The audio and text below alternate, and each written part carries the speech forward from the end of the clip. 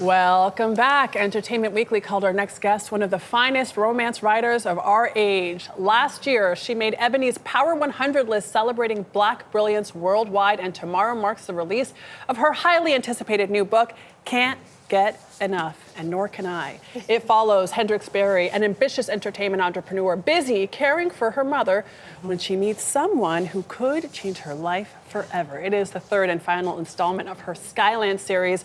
We can't get enough, like we said, and Kennedy Ryan joins us now. So Kennedy, I almost didn't get off the plane because I was reading this book. They deplaned and I was like, just a minute. It was delicious. Oh, yeah. So good.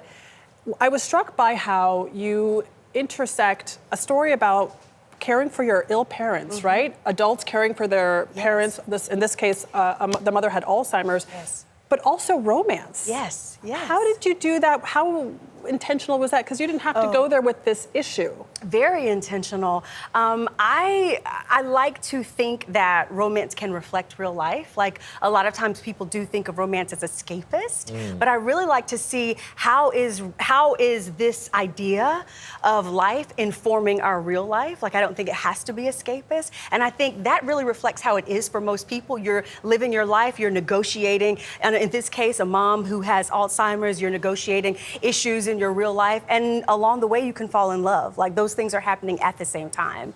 Hendrix is, well, go ahead. No, I almost felt like it could be a beach read if you wanted to be a beach read, but Yes. it could also be a companion for someone who's struggling with Yes, absolutely. And that is very intentional. I like to think of myself as a missional writer. Like, I always start with intention and kind of creative conviction. What are the things that I want to talk about? And I think of romance as a Trojan horse. And what I mean by that is, it's like it's so digestible, and people are like, I'm gonna pick up a romance novel, and I'm smuggling in like these big questions that people ask themselves in the context of a genre and a story they're really enjoying. And sometimes we start interrogating things that we're not comfortable with in other circumstances when we're reading or enjoying an experience. And so I like to think of romance as like my Trojan horse.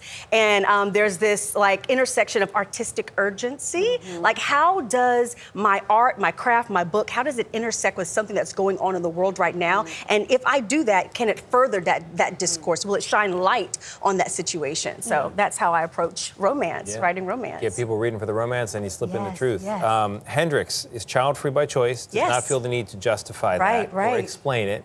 What do you hope readers take away from that position? You know, we talked about the fact that this is the third installment, and this is a group of 3 women making very different choices. You know, one is a stay-at-home mom, and I want to talk about the vocational validity of that. One is an entrepreneur, but also has kids. And Hendrix is childless by choice and completely really focused on her career. I want there to be a respect for the women's choices. Like, that's the essence of feminism. That's the essence of womanism, is choice. And I wanted it to be respected. And I think that's I started writing it before the discourse kind of exploded in culture. But and it's so interesting because when I was writing it, somebody was like, do you think people will think Hendrix is cold because she doesn't want children? And there's this part in the book where she's like, I'm choosing where to put my love. I'm an auntie, I'm a godmother, I'm a woman caring for my aging parent. I am putting so much love into the world. You don't get to tell me how I put my love into the world or where I place it. You know? So So you're an expert in romance, I shall say, right? And the love interest in this book is Maverick, who was like beautiful and smart and kind and compassionate. And I was just like eating him all up. But for you, you have your own Maverick, your husband for 27 years. What's the secret, and how does he influence your writing?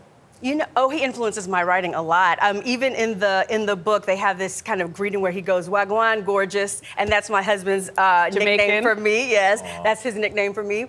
But more than that is, I like for women to see a partner who is secure, which my partner is, and there is a symbiosis in our relationship where I want what's best for him, and he wants what's best for me, and our friendship is the core. And one of the key phrases in that book is, he goes, let's just be good to each other. And that is the essence of how we keep things tight and fresh. We're just good to each other and look out for each other. Being good never gets old. Kennedy Ryan, thank you so much. Can't Get Enough is on sale tomorrow. It is so good.